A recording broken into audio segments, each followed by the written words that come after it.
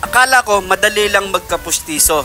Pag nakalagay na pala, sobrang sakit sa gilagid mga pare ko. Pero syempre, konting tingis lang, masasanay din tayo mga pare ko. At dahil dyan, pagluluto ko kayo ng masarap na recipe pagdating sa manok mga pare ko. Pwedeng ihanda, lalo na't malapit na ang Pasko mga pare ko. Tara, samahan nyo ako magluto. Let's go! Meron tayo ditong isang buong manok, 2 Sprite, kidlat ni Jun TV, pamintang wasak, bawang, sibuyas, oyster sauce, toyo, margarine, at onion leek, at tanglad mga pare ko. Matapos na natin i-ready ang ating mga ingredients, so tara, mag-marinate na tayo. Let's go! Ilagay na natin sa buong manok ang ating sibuyas at bawang, kidlat ni Jun TV. So maglalagay din tayo ng onion leek mga pare ko. So yan mga pare ko, okay na yan. Sana lang natin yan para hindi mahulog yung nilagay nating ingredients sa loob ng manok. Maglalagay na tayo ng toyo, oyster sauce, at syempre pamintang wasak. So, lagyan natin ng konting Sprite yan mga pare ko. Huli-huli na lang natin yan mga pare ko at sabay na natin ilagay ang ating chicken. Kailangan malagyan natin ng buong katawan yan mga pare ko. Pakahimas-himas lang natin yan mga pare ko sa buong katawan niya para magnuot ang lasa sa ating manok mga pare ko. Maglalagay na tayo ng margarine. Hantayin lang natin tumalusaw mga pare ko.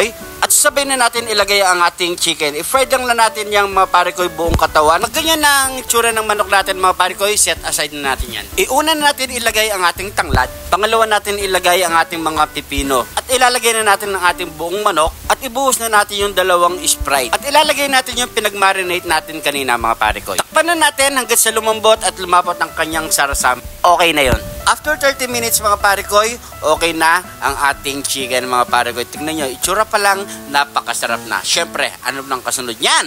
Yaman na sakin! Heto na, sabay nyo na akong kumain mga pare ko. Syempre, pray muna tayo. Thank you Lord sa napakasarap na pagkain neto Lord. Bless up yung viewers namin Lord. Bless up yung sumusuporta sa amin Lord. Bless up yung family at kalusugan namin Lord. In Jesus' name, Amen. So yung mga pare ko, sabay-sabay po tayong kumain at magkapag na rin po kayo. You know, grabe. Napakalambot at napakabango. Maaamoy mo talaga yung mga inilagay nating mga aromatic. Yaman na sakin! Gusto ko nga palang magpasalamat sa mga sumuporta sa aking pagpapapustiso mga pare ko. Walang iba si pare ko Jojo De Jesus ng Marisol Angeles City, kay Dan Bondok ng UK, kay Pasty Gabriel Carpio ng Malolos Bulacan, at syempre kay pare ko Enrico Manalili at kay Madam Helen Orehashi ng Japan. Maraming salamat po sa suporta dito sa Jun TV mga pare ko. Sobrang appreciate ko yan mga pare ko. God bless po sa inyo lahat. Tis lang tayo mga pare ko. Masasanay din ang ating ipin. You know, gwapo na uli. Nyaman akin sakin! Mga kapare ko natin dyan napadaan dito sa parte ng video na to mga pare ko, paki-comment kung saan umabot ang ating video para alam natin mga pare ko. Sa mga gustong magpa-shoutout, paki-comment lang po sa baba, name at location, masya-shoutout po kayo next episode natin mga pare ko. Gusto ko lang i-shoutout ang ating mga bayaning OFW natin dyan mga pare ko sa lupalop na mundo. Lagi po tayo mag-iingat dyan mga pare ko. At kung di ka pa naman naka-follow, mag-follow na para updated kayo sa mga bago nating recipe ilalabas mga pare ko. At syempre sa mga bagong followers natin dyan, welcome na welcome po kayo dito mga pare ko.